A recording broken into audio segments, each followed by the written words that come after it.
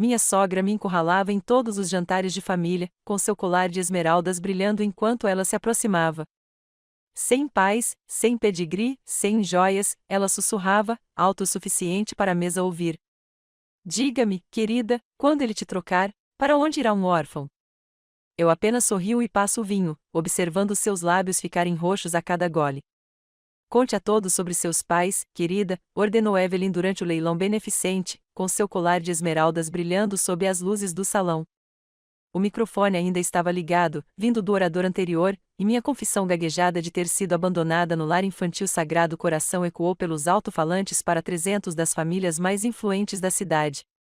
Ela sorriu como um gato com creme de leite fresco. Aquela humilhação aconteceu 3 meses atrás, mas a lembrança ainda queimava viva todos os domingos, quando eu me sentava à sua mesa de jantar de mogno. Esta noite não foi diferente. As mesmas taças de cristal, a mesma formalidade sufocante, a mesma crueldade calculista disfarçada de tradição familiar. Observei Evelyn ajeitar seu colar de esmeraldas pela 15ª vez desde que nos sentamos. Ela sempre fazia isso antes de começar uma de suas apresentações, os dedos dançando sobre as pedras verdes como um pianista se preparando para um concerto. A luz do lustre refletia cada faceta, projetando pequenos arco-íris sobre a toalha de mesa branca e imaculada. A irmã de David, Emma, empurrou o rosbife pelo prato, já pressentindo o que estava por vir. Seu irmão, Tom, havia aperfeiçoado a arte de comer sem fazer contato visual, com o maxilar trabalhando mecanicamente enquanto mastigava. Almocei com Margaret Petton hoje, começou Evelyn, com a voz carregada daquele tom peculiar que significava que alguém estava prestes a ser dissecado. A filha dela acabou de anunciar o noivado com o rapaz Morrison. Sabe, o dono da 5ª geração dos Morrison, o dono da madeira. Margaret estava radiante ao me contar sobre os planos do casamento. Antes de continuarmos, quero agradecer por se juntar a mim para compartilhar essas histórias de resiliência e justiça. Se você acredita que a gentileza deve triunfar sobre a crueldade, considere se inscrever. É gratuito e nos ajuda a alcançar mais mulheres que precisam ouvir isso. Agora, vamos ver como isso se desenrola. Ela fez uma pausa para bebericar o vinho, deixando a expectativa crescer. Aquilo era teatro, e Evelyn era sempre a estrela. Claro, Margaret mencionou como deve ser maravilhoso ter uma filha que realmente entende o legado familiar, alguém que consegue traçar sua linhagem até as famílias fundadoras de Charleston, alguém que reconhece o peso da responsabilidade herdada. As palavras pairavam no ar como fumaça de uma pira funerária. Agarrei minha taça de vinho com mais força, sentindo o nó familiar se formar no meu estômago. Ao redor da mesa, a família extensa de David, primos de Atlanta, a idosa tia Ruth de Savannah, o sempre reprovador tio Charles, fingiam se concentrar no jantar enquanto absorviam cada palavra venenosa. Isso me fez pensar, continuou Evelyn, seus olhos azul claros encontrando os meus do outro lado da mesa, sobre como diferentes famílias lidam com a herança. Algumas pessoas têm a sorte de herdar não apenas riqueza, mas também história, histórias passadas de geração em geração, bíblias de família com nomes que datam de séculos, joias que carregam o amor e os sonhos das bisavós. Seus dedos encontraram o pingente de esmeralda no centro do colar, segurando-o para captar a luz. O gesto era ensaiado, deliberado. Ela o havia feito inúmeras vezes ao longo dos anos, sempre com o mesmo efeito. As conversas cessaram, os olhares se concentraram. A sala prendeu a respiração. Estas esmeraldas, disse ela, com a voz assumindo um tom reverente, pertenciam à minha avó, Eleanor Blackwood. Ela as usou em sua apresentação na corte londrina em 1898.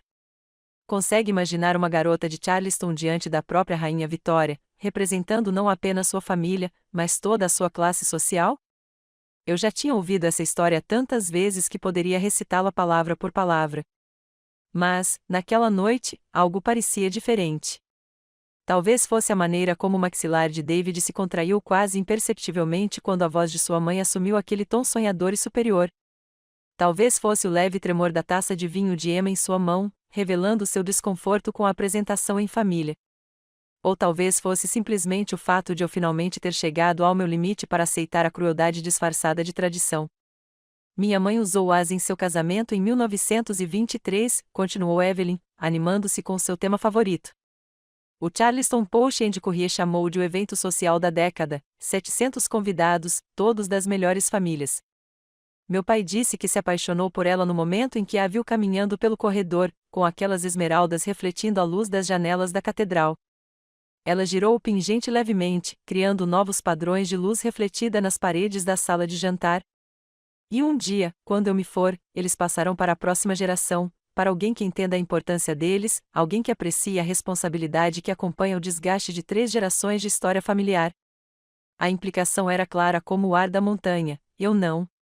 Nunca eu. Eu era a intrusa, a garota sem passado que, de alguma forma, convencera seu filho de ouro a se casar com ela. Não importa quantos anos eu me sentasse àquela mesa, não importa quantos jantares de domingo eu suportasse, eu sempre seria estranha olhando para dentro. David pigarreou suavemente. Mãe, talvez pudéssemos conversar sobre outra coisa. Sarah tem se dedicado muito para expandir seu negócio de buffet. Talvez ela possa contar a todos sobre o casamento de Morrison que ela vai organizar no mês que vem. A temperatura no ambiente caiu 10 graus. O sorriso de Evelyn se tornou glacial. Trabalhando, repetiu ela, como se a palavra tivesse um gosto amargo. Sim. Bem, suponho que algumas pessoas precisam se manter ocupadas. Embora eu sempre tenha acreditado que a maior vocação de uma mulher é criar um lar adequado para sua família, construir algo duradouro, algo permanente. Tio Charles assentiu em aprovação da sua ponta da mesa. Exatamente, Evelyn.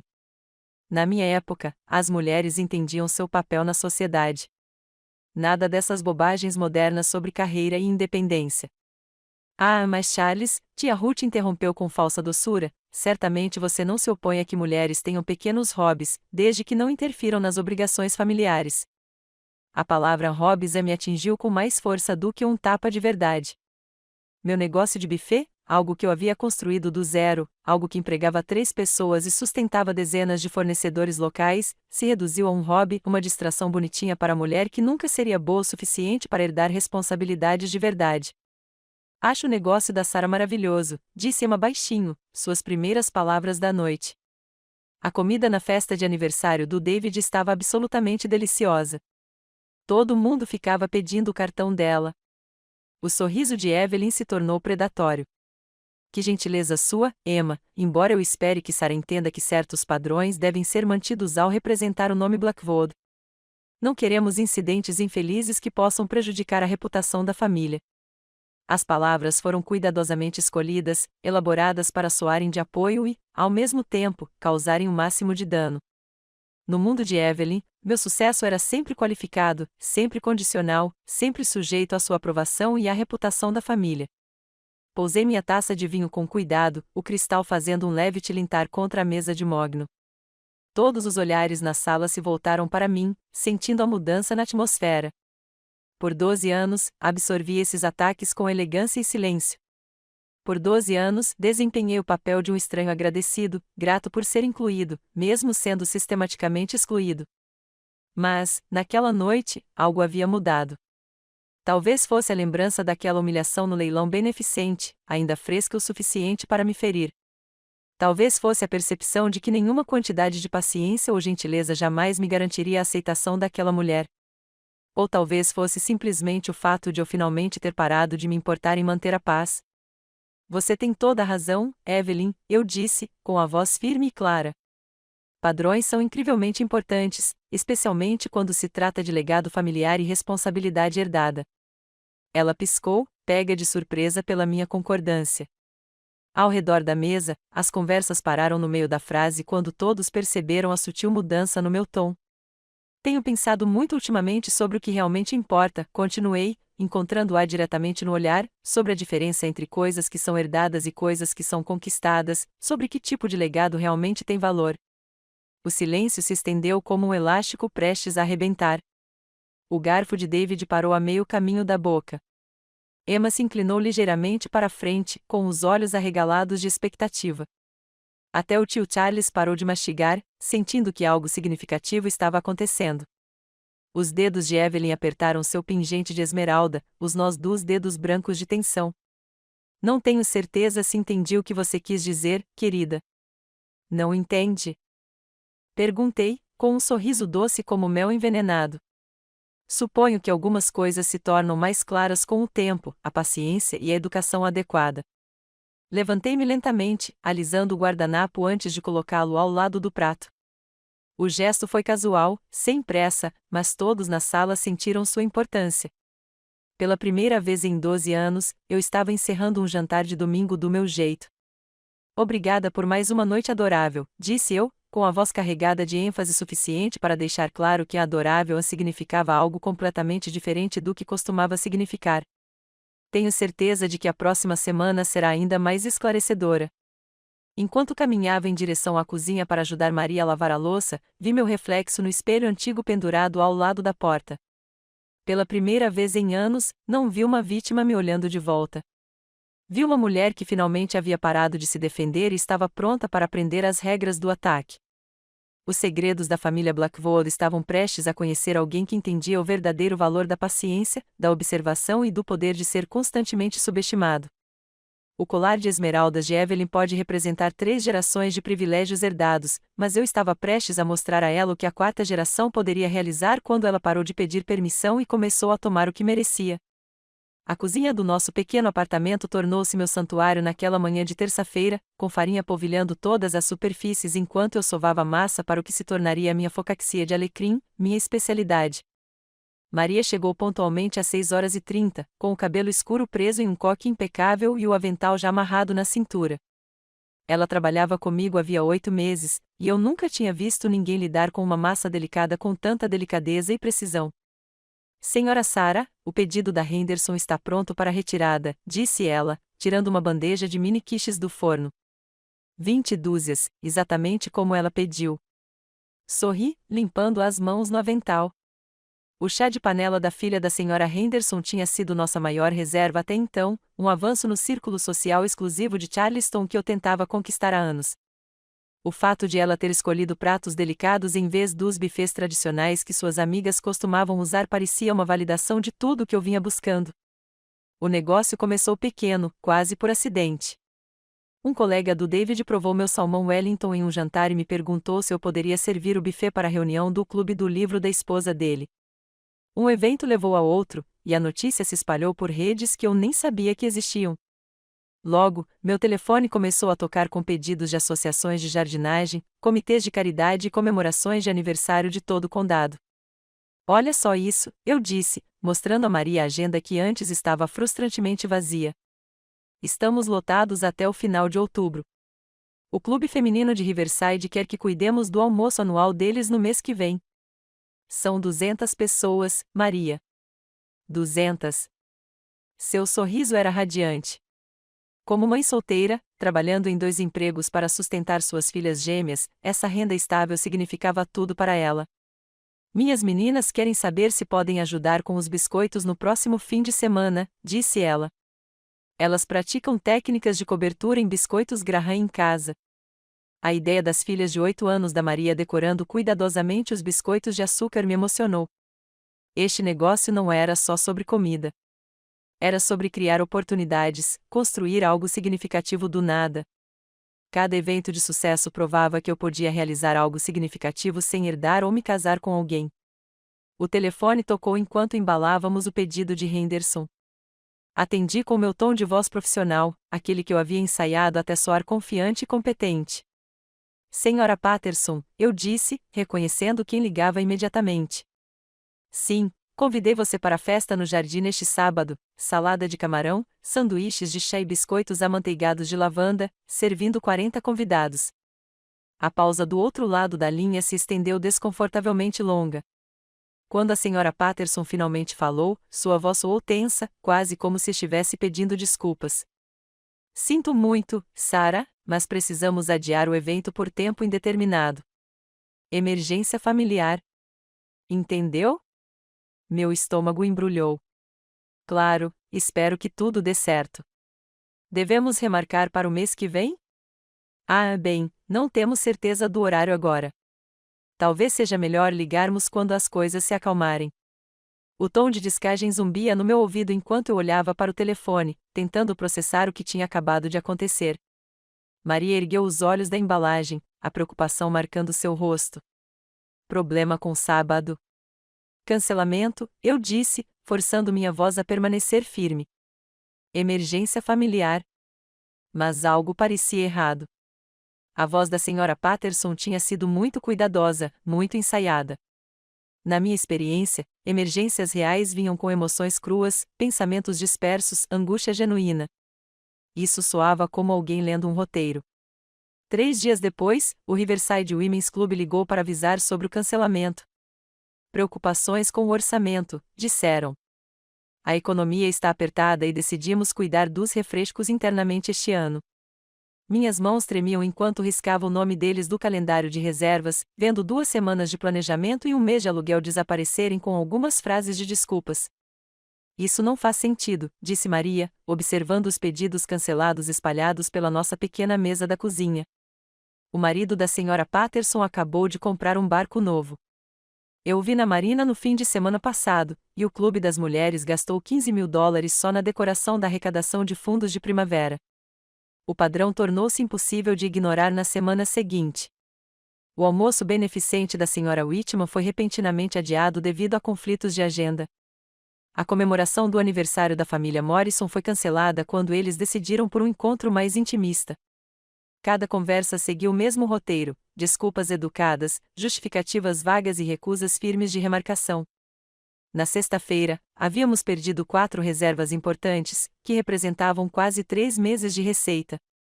Sentei-me cercada por ingredientes que já havia comprado, cheques de depósito que já havia gasto e a devastadora percepção de que alguém estava destruindo sistematicamente meu negócio. Talvez devêssemos diversificar, sugeriu Maria gentilmente. Focar em clientes mais jovens, empresas em vez de clubes sociais, pessoas que não se conhecem. Mas eu sabia que esses cancelamentos não eram coincidência. O momento era preciso demais, as desculpas, muito parecidas. Alguém com influência nos círculos sociais de Charleston estava espalhando veneno sobre o meu negócio. E eu tinha a sensação de que sabia exatamente quem era essa pessoa. A verdade se revelou numa tarde de quarta-feira, quando eu entregava as sobras de doces para o banco de alimentos do centro da cidade. O centro comunitário dividia uma parede com a sala de reuniões principal. Enquanto eu arrumava pãezinhos dinamarqueses na cozinha, ouvi uma risada familiar através da divisória fina. Bem, Marta, você certamente não quer correr o risco de uma intoxicação alimentar no casamento da sua filha, a voz de Evelyn ecoou claramente através da parede adjacente. Ouvi de uma fonte muito confiável que o pequeno empreendimento de buffet da Sarah tem sérios problemas de higiene, problemas com o departamento de saúde, esse tipo de coisa. Meu sangue congelou. Apertei-me contra a parede, quase sem respirar, enquanto Evelyn continuava sua apresentação. Claro, eu nunca diria nada em público, lealdade familiar e tudo mais, mas, entre amigos, achei que você deveria saber. A filha de Margaret Sinclair administra um adorável negócio de buffet, muito bem estabelecido, com padrões muito rigorosos. Posso te dar o número dela. A conversa continuou por mais 10 minutos, Evelyn destruindo sistematicamente minha reputação com mentiras cuidadosamente elaboradas, ditas em tom preocupado e prestativo. Quando ouvi cadeiras se arrastando e despedidas sendo trocadas, eu tremia de raiva e descrença. Naquela noite, confrontei David na nossa sala de estar, expondo todas as reservas canceladas e explicando exatamente o que eu tinha ouvido. Seu rosto oscilava entre emoções, surpresa, desconforto e, finalmente, aquela expressão neutra e enlouquecedora que ele usava sempre que o comportamento da mãe se tornava indefensável. Tem certeza absoluta de que foi a mamãe? Perguntou ele, já procurando maneiras de duvidar do que eu lhe disse. Talvez você tenha entendido mal a conversa. David, eu a ouvi mencionar clientes específicos pelo nome. Ela anda espalhando mentiras sobre problemas com o Departamento de Saúde e Intoxicação Alimentar. Ela está destruindo meu negócio deliberadamente. Ele passou as mãos pelos cabelos, um gesto que reconheci como seu recuo para uma cegueira deliberada. Mamãe pode ser protetora da reputação da família. Talvez ela só esteja preocupada com você assumindo responsabilidades demais. Ela está me sabotando, eu disse, elevando a voz apesar dos meus esforços para manter a calma. Ela está ligando para meus clientes e mentindo sobre problemas de higiene.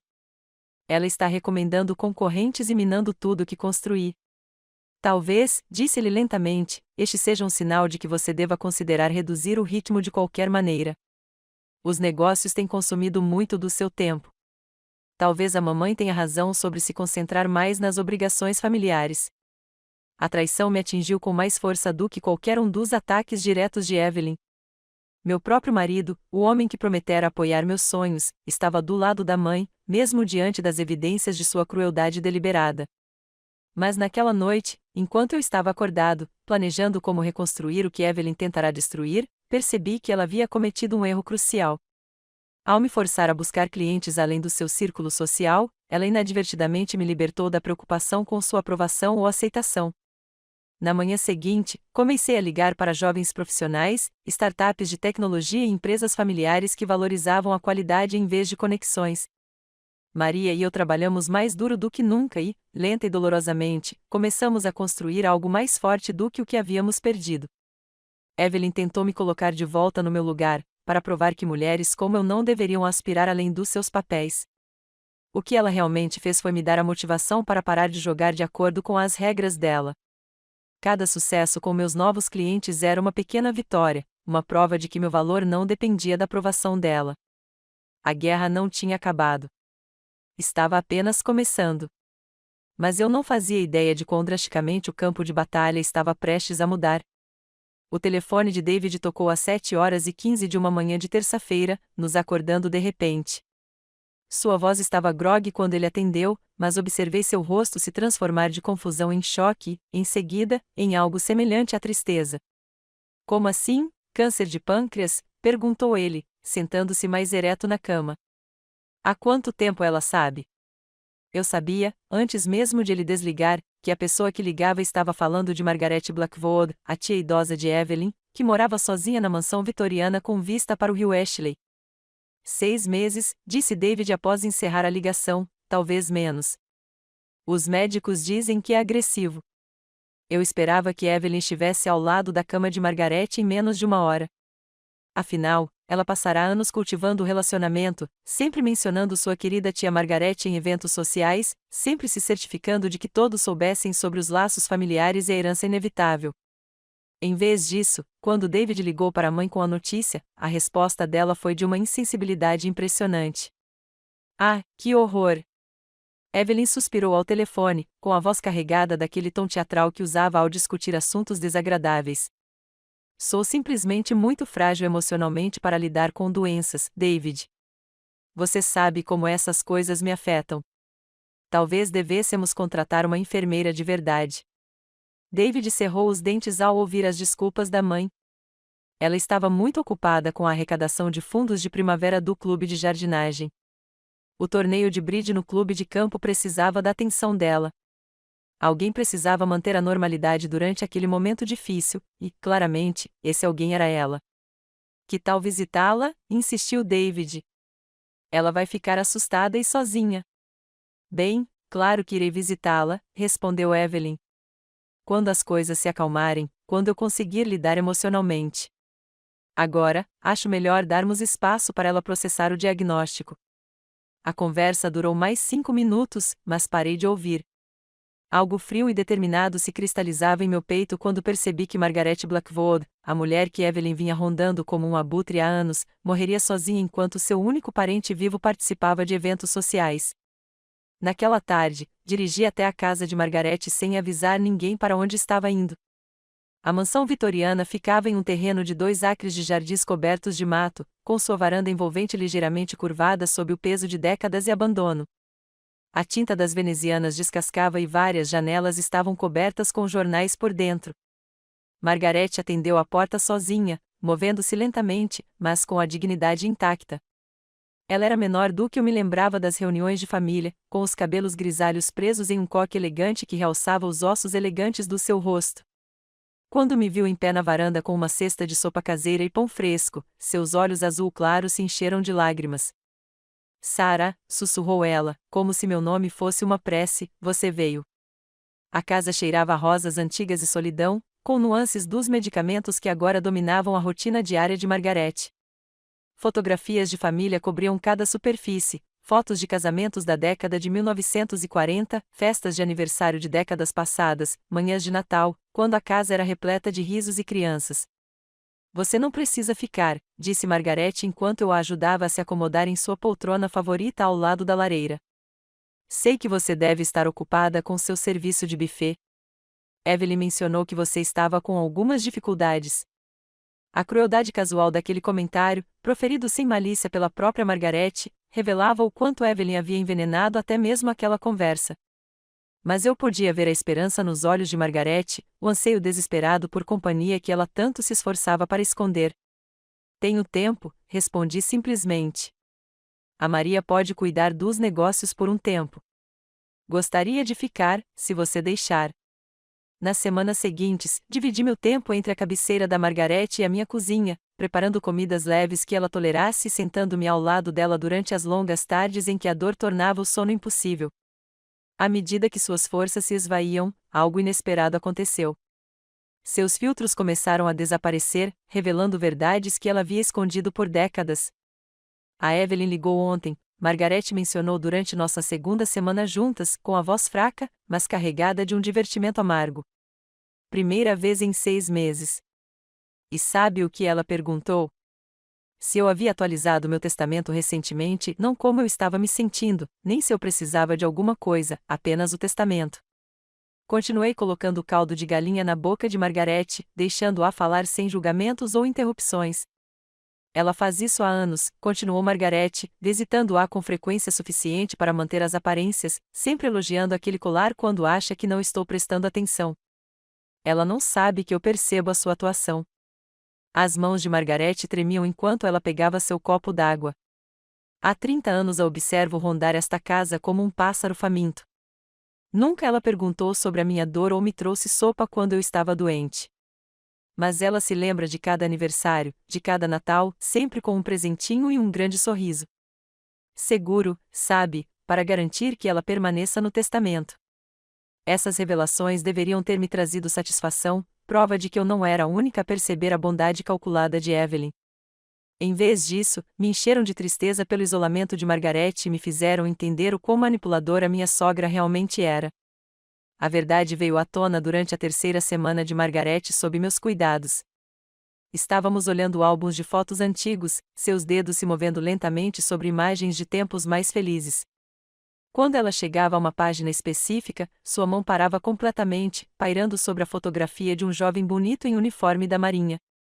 É o James, disse ela suavemente, a voz carregada de décadas de dor reprimida. Tenente James Morrison.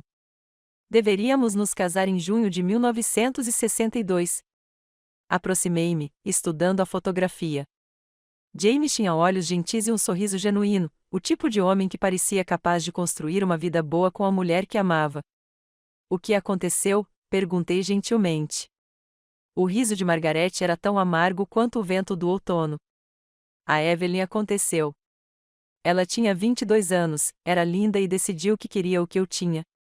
Começou a aparecer em todos os lugares que James e eu íamos juntos, o clube dos oficiais, os eventos sociais da igreja, os piqueniques em família. Sempre vestida impecavelmente, sempre charmosa, sempre encontrando motivos para tocar no braço dele ou rir das piadas dele. A história se desenrolou como páginas de um romance trágico. Evelyn espalhou boatos sobre a fidelidade de Margarete, sugerindo que ela havia sido vista com outros homens enquanto James estava em missão. Ela orquestrou situações em que James a encontrava chorando, alegando que Margarete havia sido cruel com ela. Ela se fez de vítima enquanto destruía sistematicamente o relacionamento de Margarete por dentro. Ele rompeu nosso noivado 2 semanas antes do casamento, sussurrou Margarete. Disse que não podia se casar com alguém em quem não pudesse confiar. Casou-se com Evelyn 6 meses depois, sem nunca saber das mentiras que ela contava. Margarete fechou o álbum de fotos com as mãos trêmulas.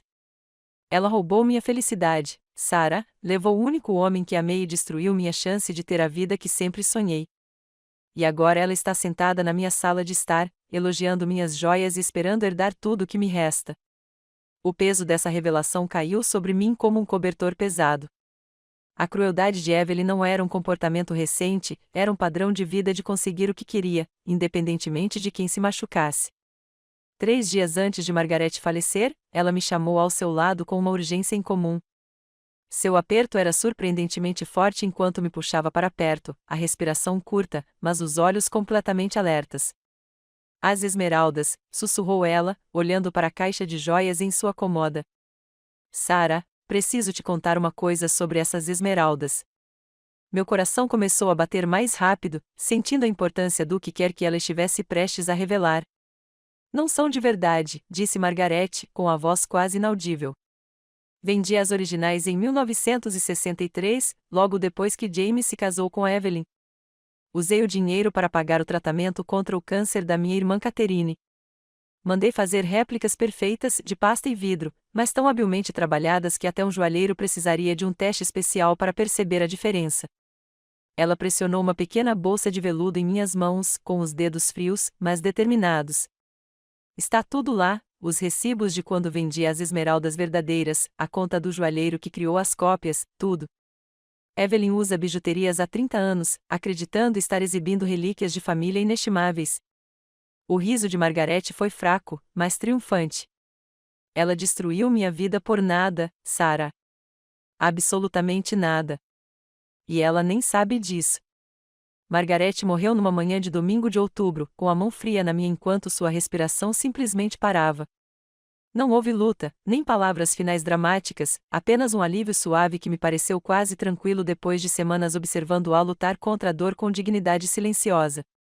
Fechei os olhos dela e fiquei sentado ao seu lado por mais 1 hora, segurando sua mão e ouvindo o tic-tac do relógio de pêndulo no corredor, marcando o tempo em uma casa que nunca mais ouviria seu riso.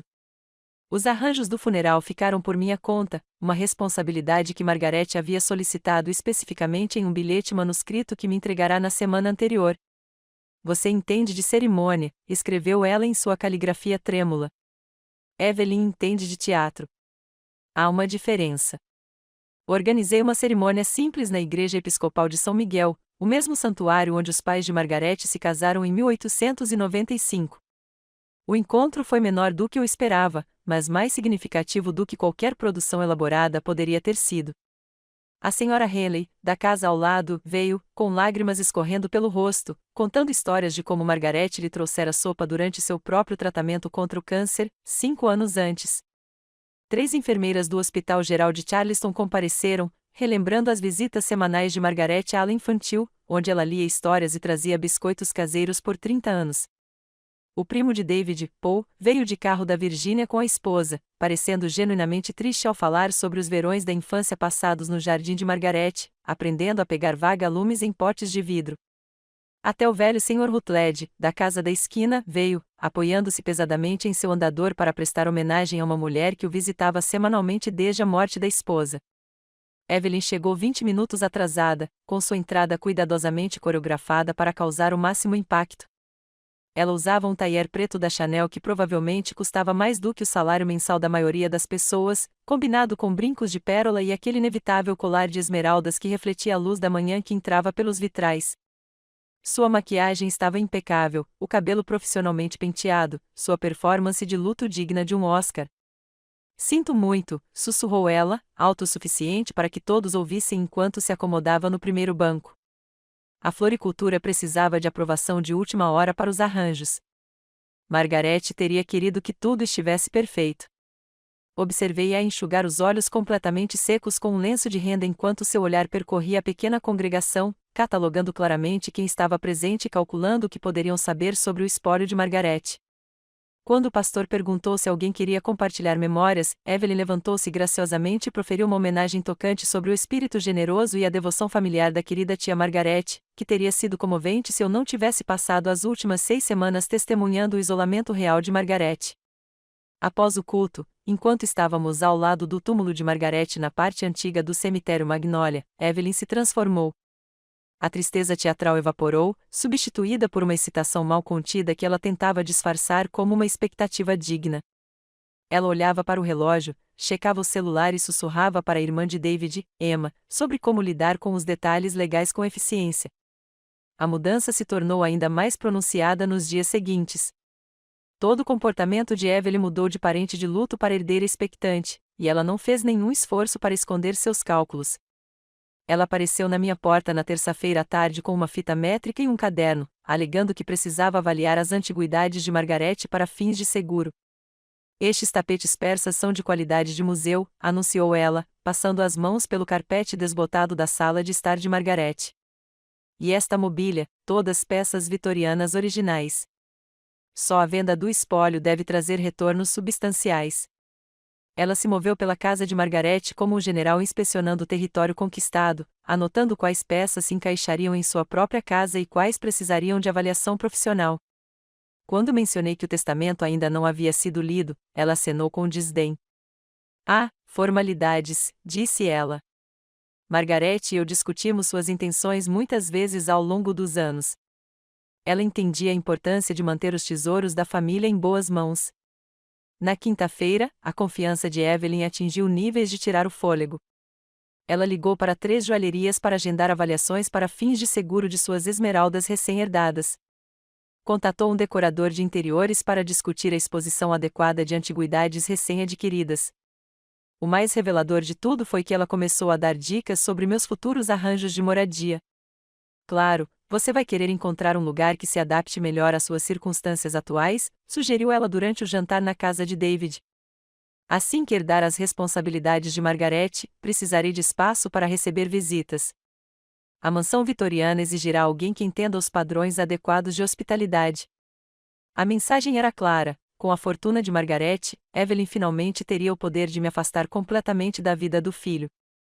Ela já estava planejando meu exílio, contando o dinheiro da herança que ainda não havia sido concedido. O advogado Harrison Mills agendou a leitura do testamento para a segunda-feira seguinte, mas não sem antes solicitar várias reuniões preliminares que me pareceram extraordinariamente formais. Ele fez perguntas detalhadas sobre meu relacionamento com Margaret, meu conhecimento de direito sucessório e meus planos para o futuro. Sua postura era profissional, mas estranhamente consciente, como se estivesse me preparando para algo específico. Senhora Blackwood, disse-lhe durante nossa última reunião privada, espero que a senhora entenda que Margaret era uma mulher extremamente ponderada. Cada decisão que ela tomou, especialmente nestes últimos meses, foi cuidadosamente considerada. Nada foi acidental. Suas palavras tinham um peso que eu não conseguia interpretar direito, mas seu leve sorriso sugeria que ele sabia exatamente o que me aguardava na leitura de segunda-feira. Quando mencionei que Evelyn vinha ligando para o escritório dele várias vezes, sua expressão ficou ainda mais divertida. Sim, ela tem sido bastante persistente em suas perguntas, disse-ele diplomaticamente. Minha secretária mencionou que parece muito confiante quanto ao resultado. A manhã de segunda-feira chegou com um calor fora de época de outubro que deixou todos irritados antes mesmo de nos reunirmos na apertada sala de conferências de Mills. Toda a família Blackwood estava reunida, os primos de David de Atlanta e Richmond, parentes idosos que eu só conhecera em casamentos e funerais e vários vizinhos de Margaret que receberam convites misteriosos para comparecer. Evelyn se posicionou com destaque na primeira fila, usando aquele colar de esmeraldas como uma coroa de vitória.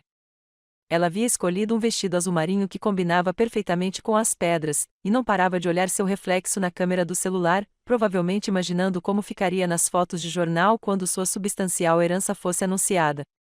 Acredito que Margaret gostaria que seus familiares mais próximos testemunhassem este momento, anunciou ela para a sala, como se estivesse recebendo um prêmio pelo conjunto da obra em vez de comparecer a um processo judicial. Seu sorriso era radiante, sua postura majestosa, sua confiança absolutamente inabalável. Sentei-me em silêncio no canto de trás, agarrando a bolsa de veludo que Margaret me dera, meu coração batendo forte em doses iguais de expectativa e medo. Ao meu redor, familiares cochichavam sobre a suposta riqueza de Margaret, o valor de suas antiguidades e a óbvia empolgação de Evelyn com sua herança.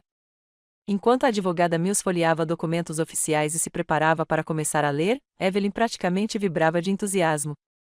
Ela sussurrou para Emma sobre finalmente ter os recursos para fazer as mudanças necessárias na dinâmica familiar, lançando olhares significativos em minha direção. Quando Mills perguntou se todos estavam presentes, Evelyn contou cabeças como um general examinando suas tropas antes de uma batalha decisiva. O cenário estava perfeitamente montado para o que Evelyn acreditava ser seu momento de triunfo supremo.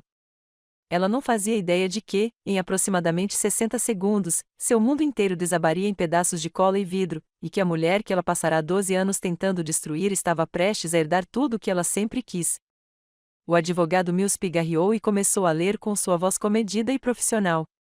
A sala ficou em silêncio, exceto pelo zumbido do ar-condicionado, lutando contra o calor de outubro, e pelo farfalhar de papéis legais. O último testamento de Margaret Elizabeth Blackwood, em plenas condições de mente e corpo, começou ele, suas palavras carregando o peso da finalidade que acompanha tais procedimentos formais. Evelyn inclinou-se para a frente na cadeira, seu colar de esmeraldas refletindo a forte luz fluorescente enquanto ela se posicionava para ouvir cada palavra. Seu sorriso era sereno, confiante, a expressão de alguém que nunca duvidara do resultado daquele momento. Mills continuou com a linguagem jurídica padrão, ocasionalmente olhando para os familiares reunidos. Quando chegou às provisões principais, sua voz assumiu um tom diferente, ainda profissional, mas com um tom que me fez sentar mais ereto na cadeira da última fileira. Para minha querida sobrinha, Evelyn, ele leu, e eu a observei agarrar os braços da cadeira em antecipação. Deixo o serviço de porcelana da minha mãe e as fotos de família, na esperança de que ela se lembre da importância do amor genuíno sobre a obrigação herdada. A pausa que se seguiu se estendeu como caramelo. O sorriso de Evelyn vacilou ligeiramente, a confusão se espalhando por suas feições perfeitamente maquiadas. Seria isso? Porcelana e fotos? Onde estavam a casa, o dinheiro, as joias com as quais ela contava há décadas? Mills ajustou os óculos e continuou: a minha querida amiga, Sra. Henley, que me trouxe sopa e cuidou do meu bem-estar quando a família não pôde, deixo a quantia de $50.000. Murmúrios percorreram a sala. A Sra. Henley, que chorava baixinho no canto, ofegou audivelmente. Evelyn virou a cabeça bruscamente para encarar a vizinha idosa, seu rosto demonstrando choque, que rapidamente se transformou em algo mais sombrio. Aos enfermeiros do Hospital Geral de Charleston, que tornaram meus últimos meses suportáveis com sua gentileza, deixo $100.000 para serem distribuídos igualmente entre a equipe da ala de oncologia. Os murmúrios aumentaram. Familiares que esperavam legados substanciais começaram a se mexer desconfortavelmente em seus assentos. O primo de David, Paul, parecia genuinamente confuso, enquanto o rosto de Emma empalidecera. E finalmente, disse Mills, sua voz cortando a tensão crescente como o bisturi de um cirurgião, para Sarah Blackwood, a filha que nunca tive, mas sempre valorizei, deixo todo o meu patrimônio restante, incluindo todas as propriedades, ativos financeiros e pertences pessoais. O silêncio que se seguiu foi tão completo que parecia que o mundo tinha parado de girar. Até o ar-condicionado pareceu parar, deixando apenas o som do meu próprio coração batendo forte em meus ouvidos. O rosto de Evelyn se transformou em câmera lenta, o triunfo se dissolvendo em confusão, a confusão se solidificando em descrença, a descrença explodindo em raiva. A cor sumiu de suas bochechas e depois voltou a se formar em manchas vermelhas de raiva. Deve haver algum engano, gaguejou ela, com a voz rachada como gelo fino. Isso é impossível. Sou a única família dela. Sou parente de sangue dela. Mas Mills não tinha terminado de ler. A voz de Margaret parecia ecoar em suas palavras.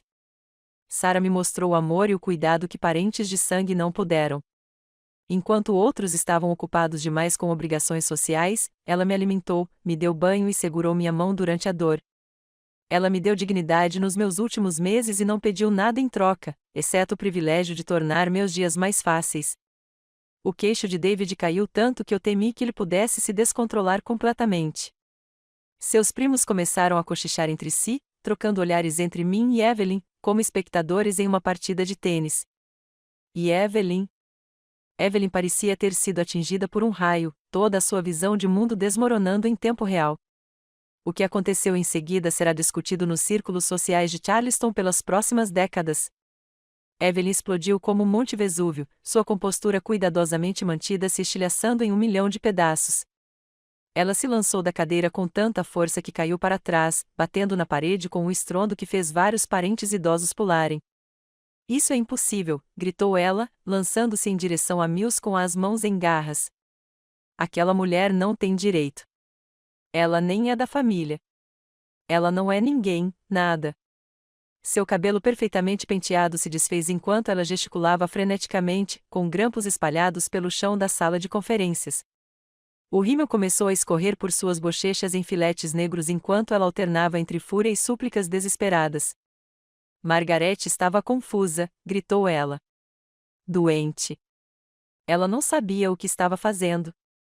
Este testamento é inválido. Vou contestá-lo. Vou lutar contra isso. A família assistiu com horror e fascínio enquanto sua digna matriarca se transformava em algo irreconhecível. David se levantou da cadeira, estendendo as mãos incertas em direção à mãe. Mãe, por favor, acalme-se. Não me toque, ela rosnou, virando-se para longe dele. A culpa é sua. Você deixou isso acontecer.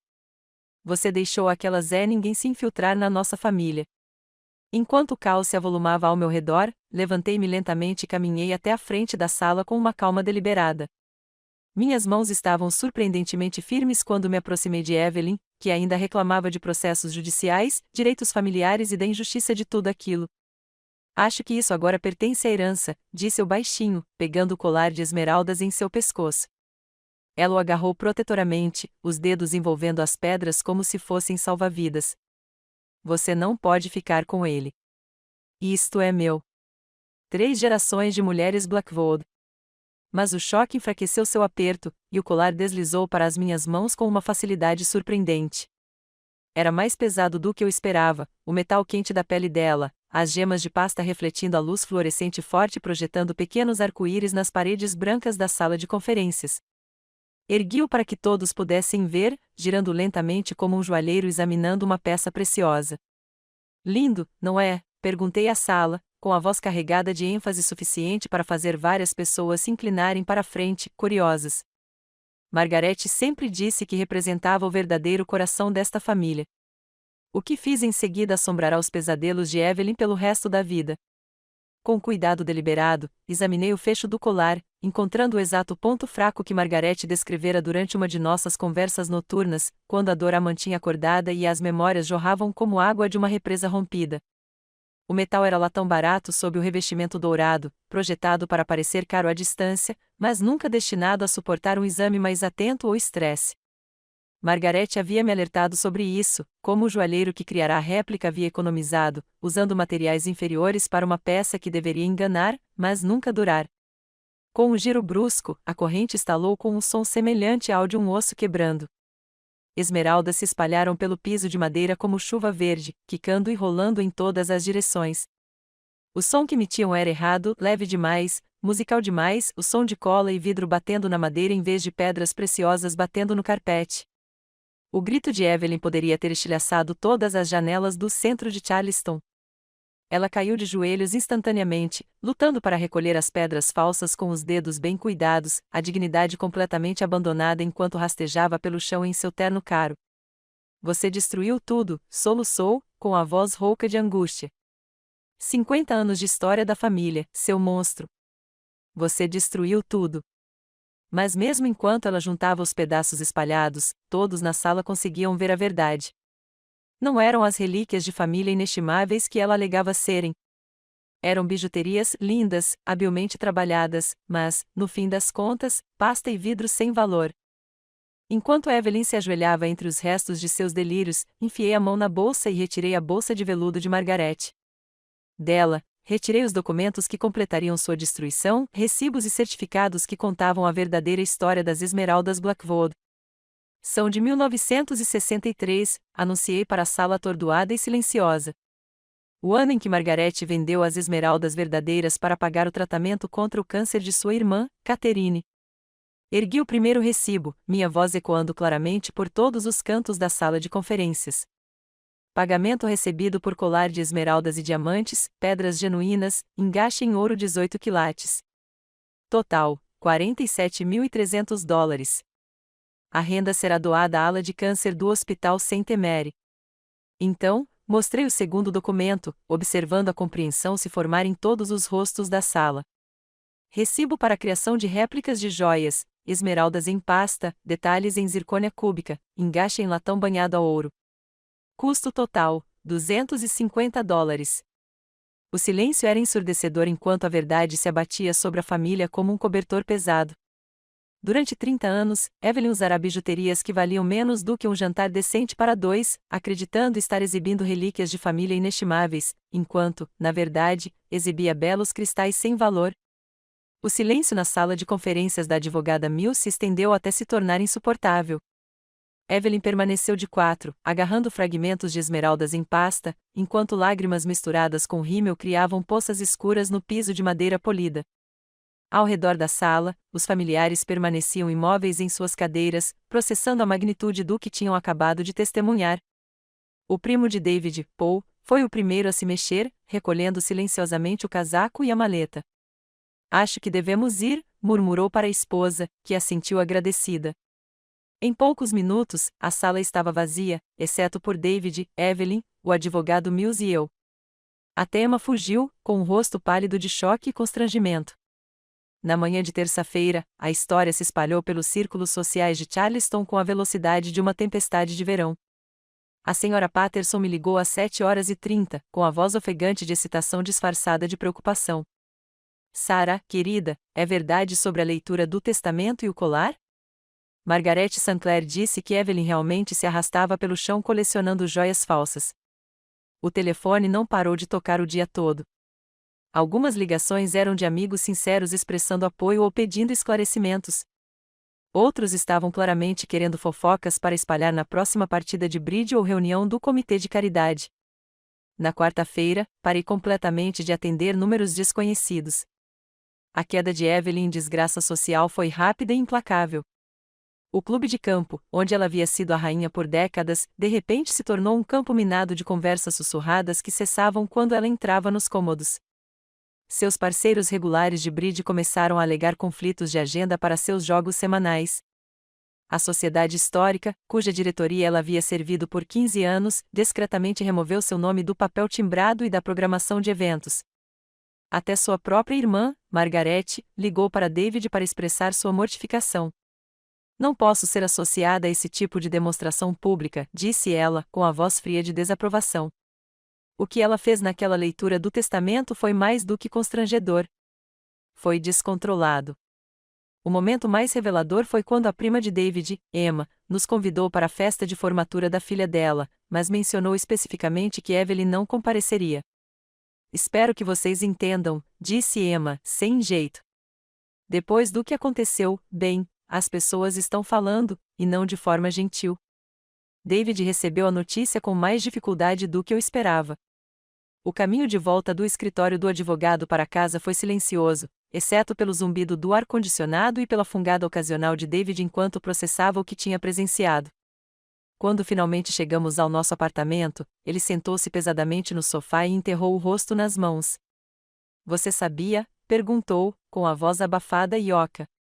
Sobre o testamento, sobre Margaret ter escolhido você? Pensei em mentir, suavizando a verdade para poupar os sentimentos dele. Mas tínhamos chegado a um momento que exigia total honestidade. Ela me contou na semana anterior à morte, disse eu baixinho.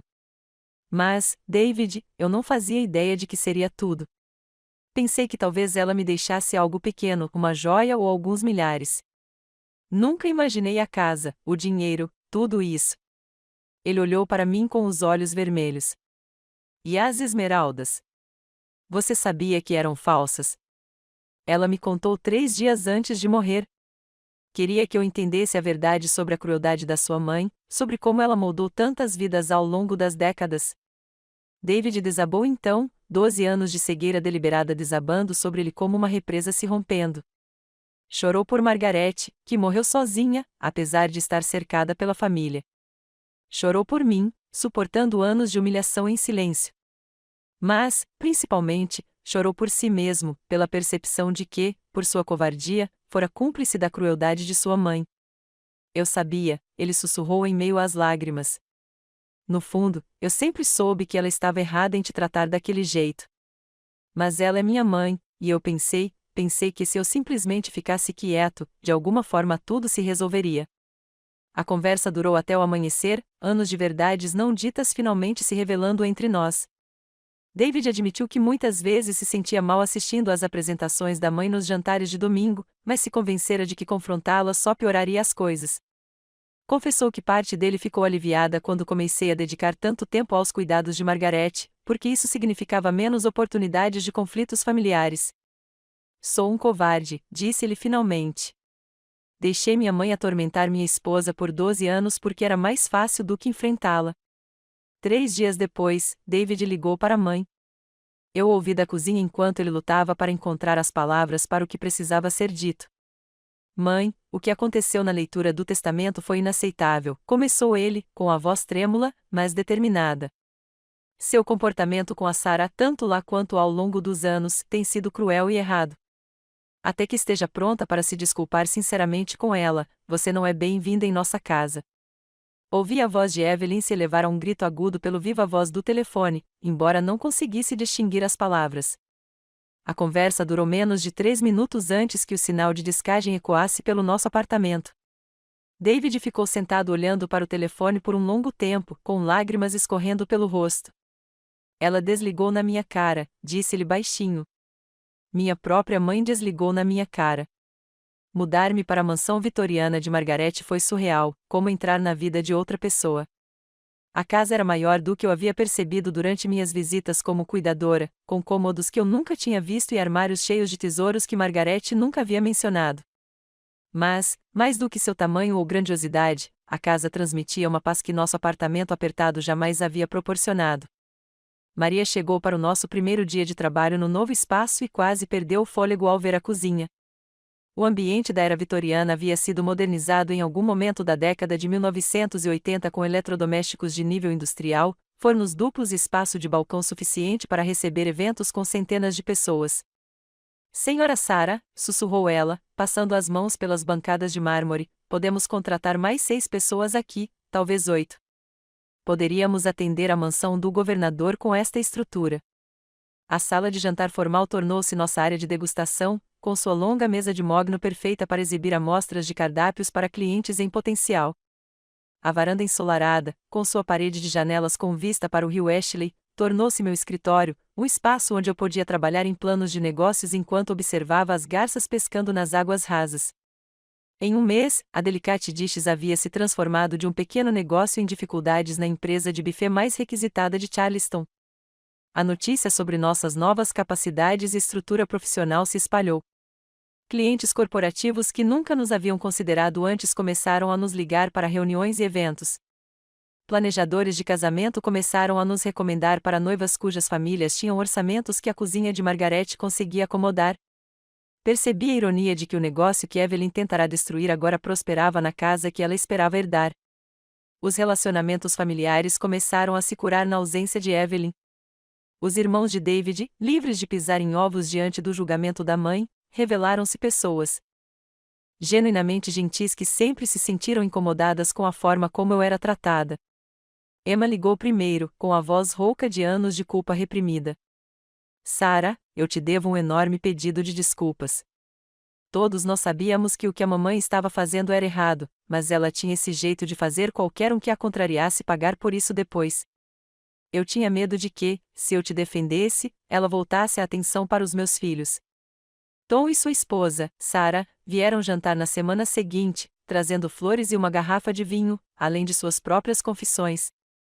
Parei de trazer minha família para os jantares de domingo há 2 anos, admitiu Tom. Minha esposa se recusou a vir mais depois de ver como a mamãe te tratava. Ela disse que isso a deixava fisicamente doente. Até os primos de David começaram a entrar em contato, compartilhando suas próprias histórias sobre a manipulação de Evelyn e expressando alívio por alguém finalmente ter enfrentado seu reinado de terror.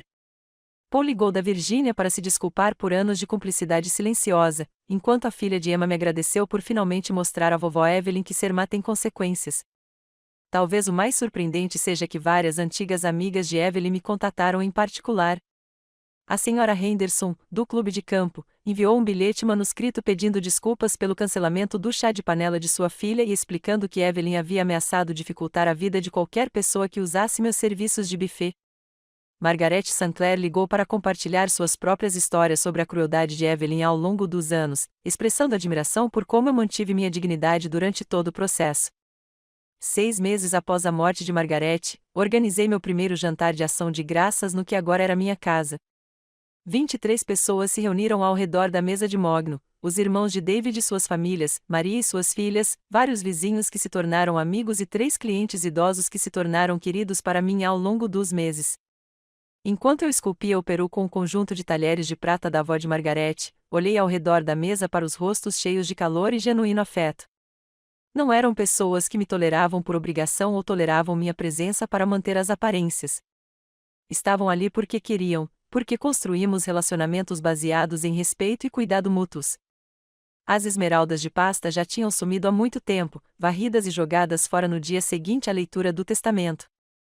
Mas o que eu tinha agora era infinitamente mais valioso: uma família de verdade conquistada com gentileza, um negócio próspero construído com talento e determinação, e a profunda satisfação de saber que o amor e a paciência haviam finalmente triunfado sobre a crueldade e a arrogância.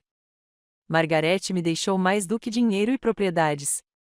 Ela me deixou validação, justiça e as ferramentas para construir a vida que eu sempre mereci, mas nunca ousei sonhar que fosse possível. Se esta história de doce vingança te deixou na ponta da cadeira, clique em curtir agora mesmo. Minha parte favorita foi quando Sarah quebrou aquele colar de esmeraldas e revelou 30 anos de joias falsas. Qual foi o seu momento favorito? Deixe nos comentários abaixo. Não perca mais histórias emocionantes como esta. Inscreva-se e clique no sininho de notificação para não perder nenhum post.